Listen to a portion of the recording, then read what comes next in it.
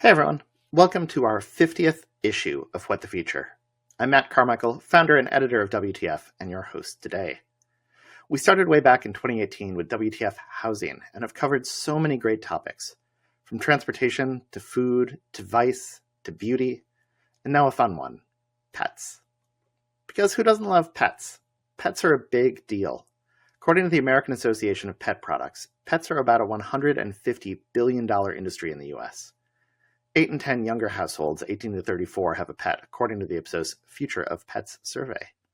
That's 10 percentage points more pet households than in 2018 before the pandemic. Growth in the future will be driven by a combination of long-standing demographic trends. Americans are getting married later, having kids later, and having fewer of them. More of us live alone, especially in the growing portion of our population that is older.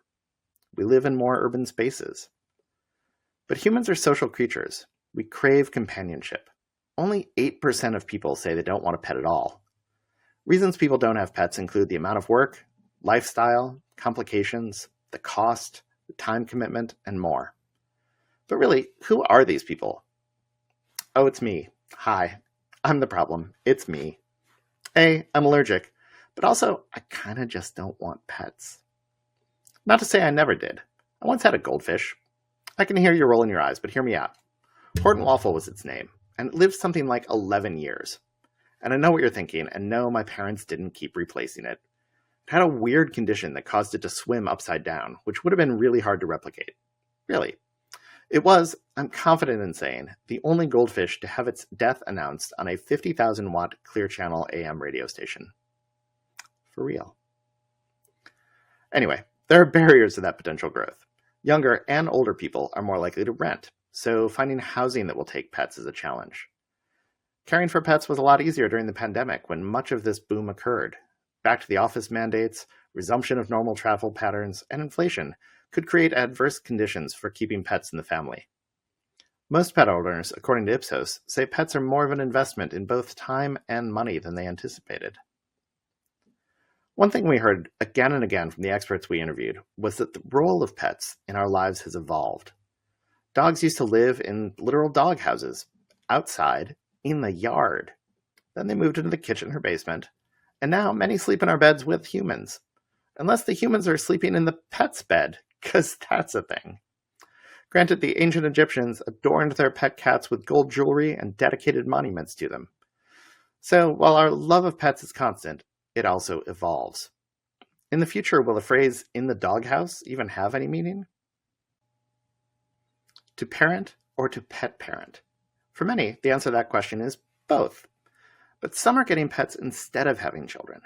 The need for companionship and to care for another are core human values. Therefore, most, 70%, agree that having pets is as much work as having kids. Even people who have kids say that. As a dad of 3, I'm raising an eyebrow at this, but I get it. Pets are expensive, and pets are work. Most, 72%, say pet logistics are a big part of their travel planning. Half say they've had to take time off from work in order to care for their pets. And pets also cost a lot. Most say they are willing to pay whatever they need to get the best care for their pets. And most also say, 59%, that they're more likely to agree to pay premium food for pets than for themselves. Premiumization is a theme you'll hear throughout this issue. We place our pets on a pedestal, or a catio, an enclosed outdoor patio for cats. We'll do anything for them, which increasingly means some serious medical bills too. Humans have a growing understanding of the effects of food, exercise, and preventative care on both our mental and physical health, and that's spilling over into our understanding of pet health, and vice versa. Even though most people have pets and still more want them, that doesn't mean everybody wants pets everywhere, in everything, all the time. There are limits to where folks think pets should and should not be allowed. And there's some evidence of affirmative rights too. A lot of folks think that they have a right not to hear dogs barking all the time, or have dogs peeing on their lawns. Fair enough, yeah? Then there's my favorite stat of all. A question managing editor Kate MacArthur suggested. We asked pet owners, and 2/3 say they prefer their pets over companionship with humans. There's a lot to unpack there. But back to business. There are a lot of relevant business questions that all come down to one big question.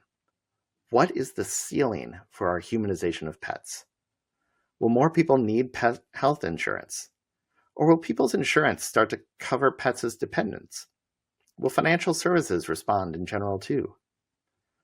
Will we see more workplace perks related to pets?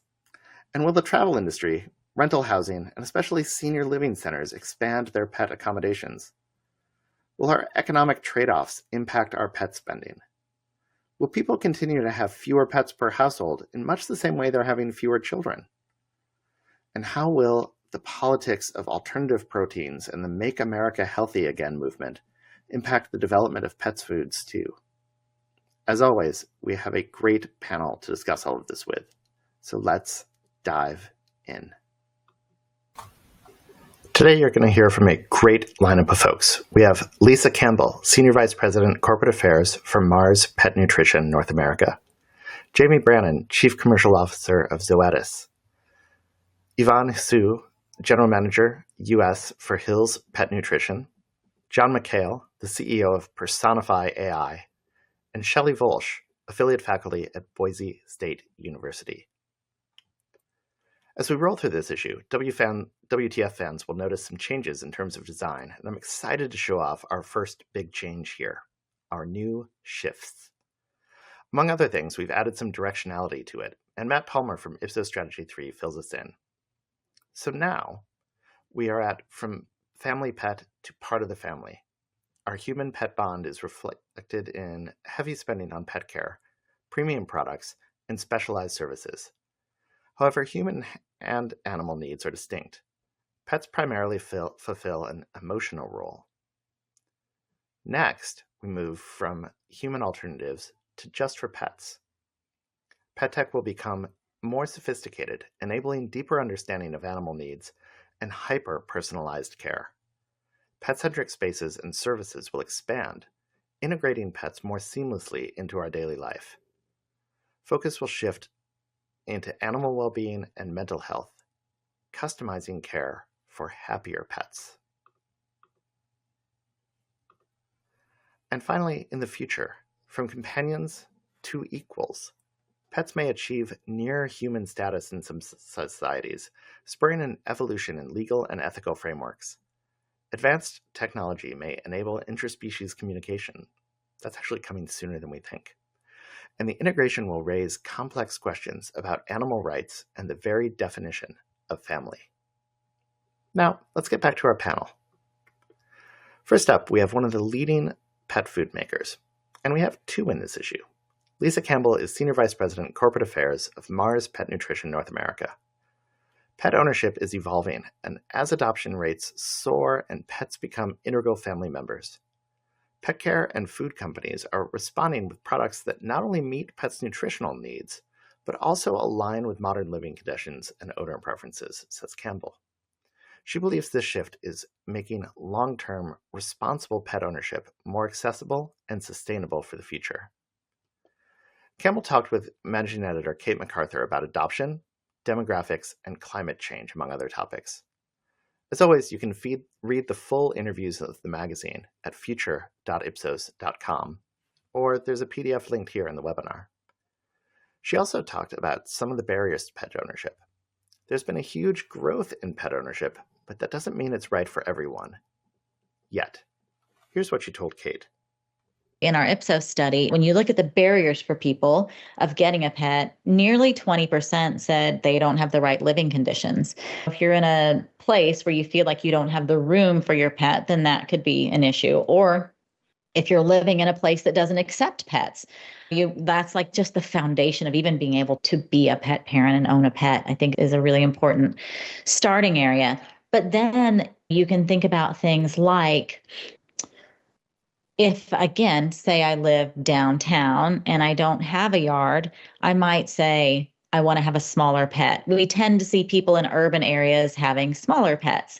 And so you're going to have less food, and you might, especially in some of the bigger cities, you might not be able to walk. You might be walking just down the street to the grocery store and might not want to lug a gigantic bag of dog food. And so you might buy smaller bags even for a bigger dog. And so I think there's a lot to be considered when you think about where people live and how that impacts the pets that they have, whether it means they're not able to because of space or because of policies, or whether that changes the decision on what type of pet. Someone might say, too, I travel a lot for work and I live downtown, and so it's easier to have a cat than a dog because my cat can be a bit more self-sufficient, maybe with someone popping in to check in on them versus my dog who's going to need a lot more interaction and care.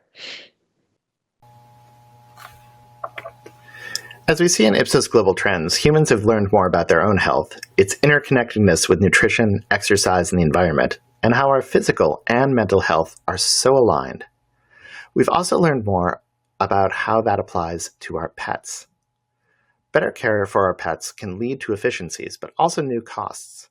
Zoetis is the world's leading animal health company, and its chief commercial officer, Jamie Brannan, sees a future where we help our pets live longer, and maybe they help us live longer too. He and I talked about the mutual relationship of human health and pet health, and also how pets can improve our mental and physical health as humans. A lot of the conversation on innovation sounded like what you would hear when talking about human medicine, as, to an extent, to discussion about insurance and regulation. Here's what he told me. There's just a marked positive benefit on healthcare spend.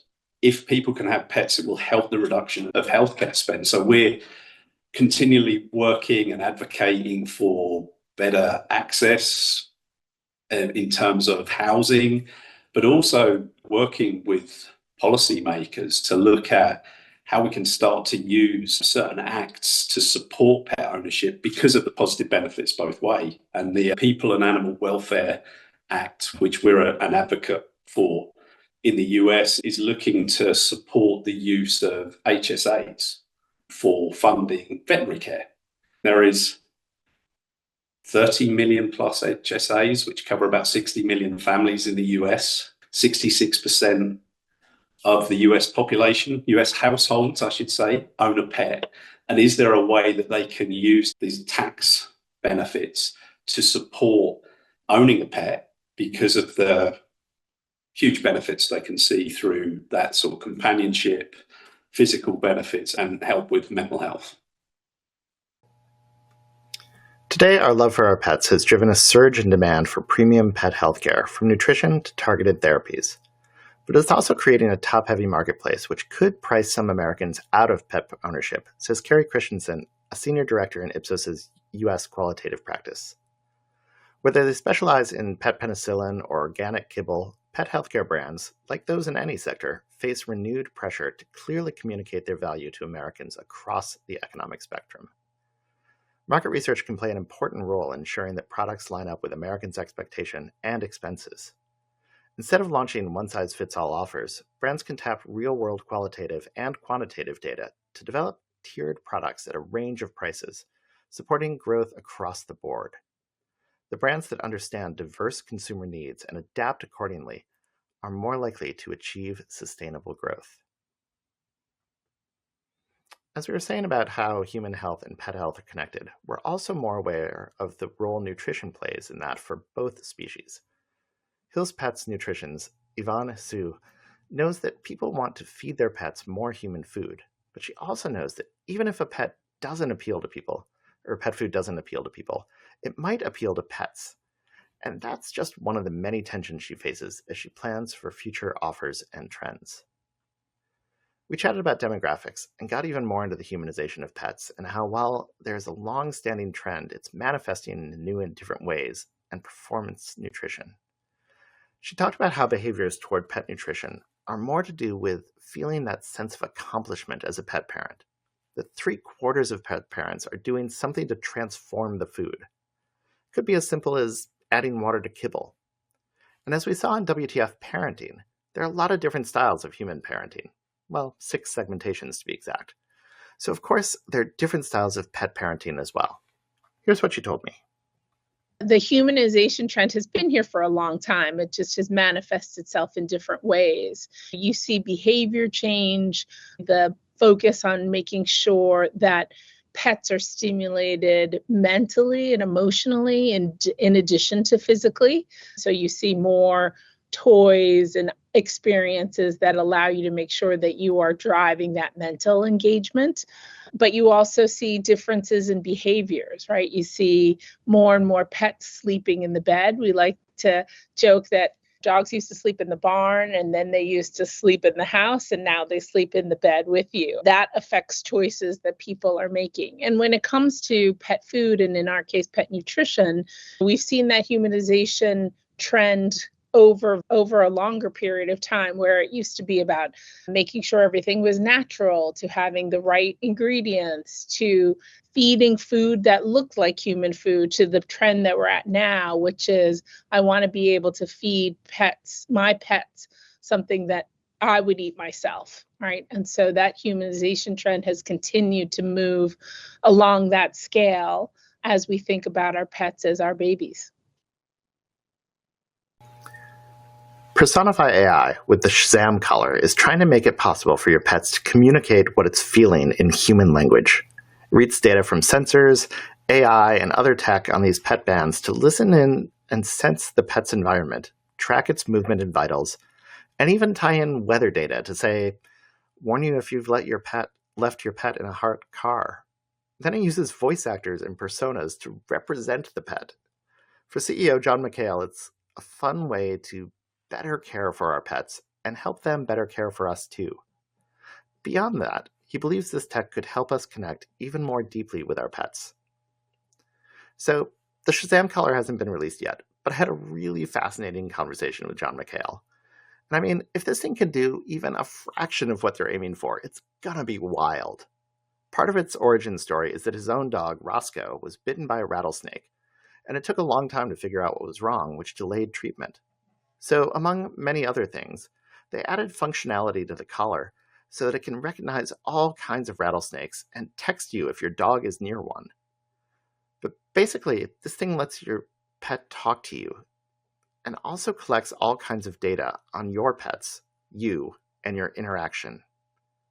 The possibilities are endless. Here's what he told me about how personas function and about the risk of humanizing pets too much. It's just like a human. If I say, Roscoe, be quiet, I'll let you know, and I want you to talk. And then when you want him to talk, you just say, speak, Roscoe. Then he turns back on and starts talking again. And you can adjust the verbosity. You can just say, hey, Roscoe, you're talking too much today. Talk less. Or, hey, I need you. Why are you so quiet today? And then he'll talk more. Those types of things. And it's cool. You can really, really grow your pet to be what you want it to be, whether it be talkative or quiet, or just tell you when it's sick, or just come up and tell you when you haven't fed them, those kinds of things. It's up to the user. I asked about the risk of humanizing too much, and he's clearly thought about that a lot. I think it's going to depend on the person. That's why we give them the dials. How human do you want it to be, and how much do you want it to know? And that's the first thing we thought of. We got to make sure people have control over really what they want out of their pets and what they want their pets to express. So I think, yeah, there is risk. You can't turn it all the way up and consider it to be a positive situation. So we give people the tiles to turn it up and turn it down. So the Shazam collar is maybe on an extreme end of a pet product, but brands have scaled up quickly to keep up with the fast-growing pet product market. To succeed, the market evolution requires them to tap into more subtle and perhaps more significant shifts in how Americans relate to their pets, says Christy Click, a senior vice president and senior client officer at Ipsos. As the market for pet-related products grows, the brands that can understand and anticipate shifts in pet owners' needs are the ones that will win big. One method for gathering those essential insights into pet owners is the use of community panels. By holding real conversations with a curated group of Americans, brands can understand and emphasize with perspectives behind their purchases. For instance, a panel with pet owners to reveal the social and emotional factors behind the humanization of pets could lead to premium products that answer unmet needs, inspire innovation in pet tech and healthcare, or inform a marketing plan that people can relate to. From the pet sector to other lifestyle-based groups, these panels can inspire product designers and ensure that marketers are barking up the right tree. As we've been saying, we increasingly regard pets as equal members of our family, and even society. For many people, that means having a fur baby in place of human children. And for whatever reasons or lifestyles, this pattern is changing how we live, shop, work, and travel. Anthropologist and animal welfare expert Shelley Volsch explains how people replacing kids is not just a passing fad, but a significant cultural shift with far-reaching future implications for workplaces, restaurants, and even urban planning. In her book, Voluntarily Child-Free, Volsch talks about personal reasons as well as more practical ones why people might choose pets over kids, and also how pets can fulfill our need to nurture, and how this is a global phenomenon. She and Kate talked about how there's rising tension between those who have pets and those who don't. Here's what she said. The tension is really going to be coming from those who are embracing their pets as part of human society and those who aren't. There's also going to be a tension for those who have animals of what if you've got a pet that you want to take everywhere, but for whatever reason, maybe it was because you got them during COVID and they're not well socialized, that starts causing you problems. And you start staying home more because you're worried about your pet's welfare and not being judged for having a pet who is reactive to motorcycles on the street, things like that. And so there's going to be the increased caring is going to create these different avenues of value conflict. And speaking of tensions, see how we did that? Another feature we designed in this issue is our tensions. And the future is always in tension. We can measure those contradictions today with forced choice questions. And we plot two responses against each other in a classic 2x2 grid. If nothing changes, we'll stay where we are. But this way you can see how far opinion would have to shift to move us into a different quadrant in the future. So for one, today we feel that human kids should be allowed in public spaces, but pets should have some reasonable restrictions, like maybe not in places where food is served, etc. If this future continues, there will be a tension between where pets are allowed and where they aren't. Uncertain boundaries will become more awkward as pets take on greater and greater prominence. Being pet-forward or human-forward will go a long way toward clarity. Friction comes more from uncertainty, as in, is my pet allowed here, than from knowing it's not allowed. That tension, coupled with the elevation of pets in our lives, is exactly what could drive us into one of the alternate futures. Because let's face it, kids can be annoying in public too. As pets become more prevalent and important to us, and as kids become rarer, but still important, look for more businesses to draw lines one way or another, and more tensions to exist. Tension 2 is about a different kind of pet, and the kind of pet I do have. Pet peeves. Should someone else's dog be able to pee in my yard? Or, nah. Mixed against, who is responsible for pet food safety? Makers or government regulators? And this tension sits oddly within a host of competing American values. On one hand, we have the role of government oversight, which we're not always fans of, but we often like some regulation, like when it comes to food safety. On the other hand, we have American property rights and a kind of libertarian bent. Imagine a "don't tread on me" flag, but with a dog lifting its leg on a well-groomed yard. It's a literal get off my lawn moment. And it's funny because in any urbanish area, dogs get walked all over other people's lawns all day. Everyone does it. Does this mean that everyone hates that everyone else does it? There's a tension. And for us to shift to a different quadrant and a different future, we'd need shifts in our ideals about personal freedom, government oversight, and property rights. But will our anything for pets sentiment make that more or less likely? And finally, we brought back and returned a section about the implication and opportunities for different sectors when it comes to the future of pets. For instance, we could see the wellness space impacted as AI and data analysis tools grow to personalize pet food, toys, and other products based on advanced pet health monitoring systems. Or in travel, we might see more transformation in hotels from pet-friendly to pet-inclusive, with a dedicated pet concierge and activities for pets to fully participate. You can read many more in the issue itself. So that's it for issue 50. Next up is Fandom, which is a blockbuster issue. And oh, I shouldn't tip this yet, but it's kind of awesome, and it's an issue that is just about wrapped at this point. And the next issue is, I shouldn't say it, I mean, spoilers, but yeah, I can't help myself. The future of a thing that is on all our minds as we try and know the new America. Our summer double issue spectacular will be a topic so important to understand. We've broken our now 51 issue rule about One World titles. And so after Fandom, which again is going to be awesome, after Fandom, we're going to do the future of the American dream. Stay tuned. And thank you, as always, for joining us. As we come to the end of our webinar today, I will close as I always do by saying that when you give yourself time, even if it's just coming to a webinar like this or doing a full foresight exercise, when you stop to think about the future, you're going to do better research and ask better questions today. So in closing, again, my name is Matt Carmichael.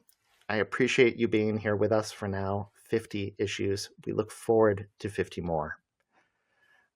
And I'll see you in the future.